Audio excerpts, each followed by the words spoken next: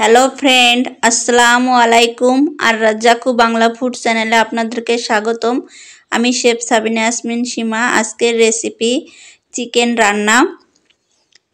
Chicken রান্নার এই রেসিপিটা দিয়ে ভাত বেশি খাওয়া যায়, এত সুন্দর একটা রেসিপি। এই যে দেখতেই পাচ্ছেন এখানে চর্বি দিয়ে একদম এত সুন্দর করে মাংস রান্না করব।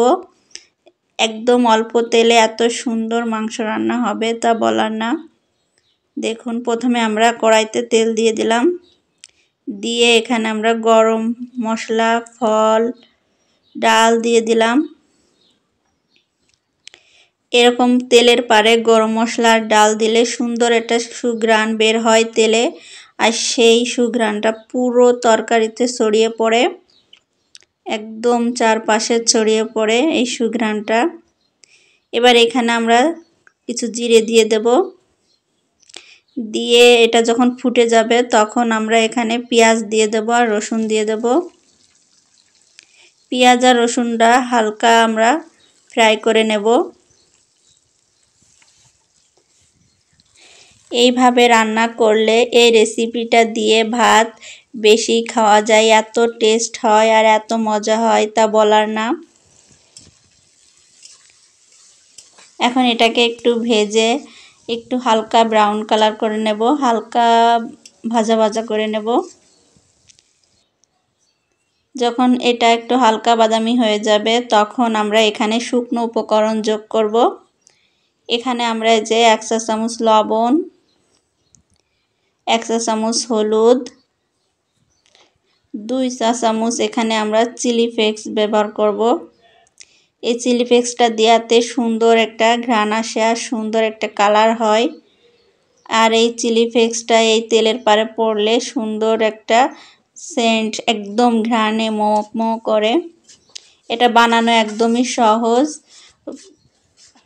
শুকনো মরিচ ব্লেন্ডারে একটু গুঁড়ো করলেই হয়ে যায়, বেশি করা লাগে না, একটু দানা দানা থাকবে, তাকেই চিলি ফ্লেক্স বলে।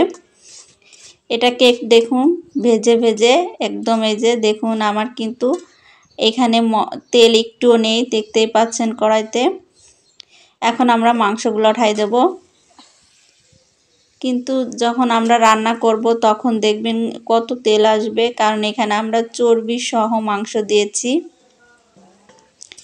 এই চর্বি সহ মাংস দিয়ে আমরা পুরো মাংসটা ভেজে নেব। যতক্ষণ না মাংসের ভিতর থেকে তেল বের হয়ে আসবে ততক্ষণ আমরা এটা ভাজতে থাকব। এই মশলার সাথে মাংসটা ভাজতে থাকব। আর এটা এইভাবে রান্না করলে দেখুন কি সুন্দর তেল বের হয়ে আসছে। আর এইভাবে রান্না করলে খুবই একটা সুন্দর সেন্ট হয় আর খেতে দুর্দান্ত একটা স্বাদ হয়।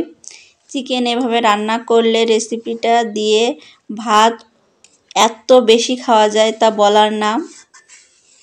এই রেসিপিটা দিয়ে ভাত বেশি খাওয়া যায়, খুবই মজার একটা রেসিপি। দেখুন তেল বের হয়ে আসছে আস্তে আস্তে, আরও কিছু তেল বের হয়ে আসুক।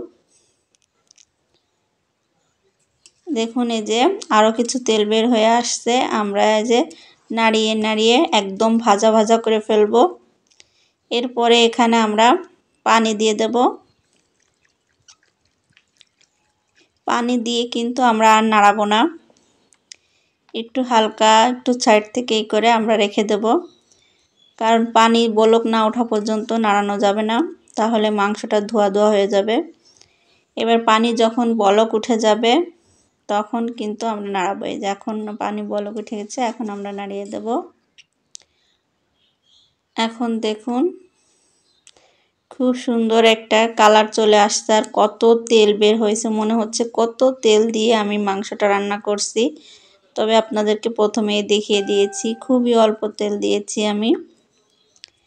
আর এইভাবে মাংসর তেল দিয়ে মাংসটা ফ্রাই করলে খুবই সুন্দর একটা ফ্লেভার আসে আর খুবই সুন্দর খেতে স্বাদ হয়।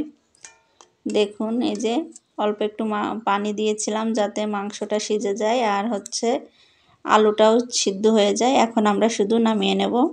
দেখুন নামিয়ে নিয়েছি, কি সুন্দর কালার এসেছে আর কত সুন্দর হয়েছে। এভাবে একবার তৈরি করে দেখুন, আমি শেফ সাবিনা ইয়াসমিন সীমা আর রাজ্জাকু বাংলা ফুড চ্যানেলটি সাবস্ক্রাইব করে বন্ধু হিসেবে আমার পাশে থাকুন। আমার চ্যানেলে আরও অসংখ্য রান্না আছে, আপনাদের দেখে আসার দাওয়াত রইল। আর আমি দীর্ঘ ট্রেনিংয়ে যা কিছু শিখছি যত টিপস সহকারে আপনাদের সাথে শেয়ার করব। দীর্ঘ ট্রেনিংয়ে আমরা অনেক কিছু শিখছি, অনেক কিছু জানছি, সব কিছু আপনাদের সাথে শেয়ার করার চেষ্টা করব। তাই আপনারা আমার চ্যানেল সাবস্ক্রাইব করে বন্ধু হিসেবে পাশে থাকবেন। ভালো থাকুন, সুস্থ থাকুন। আল্লাহ হাফেজ।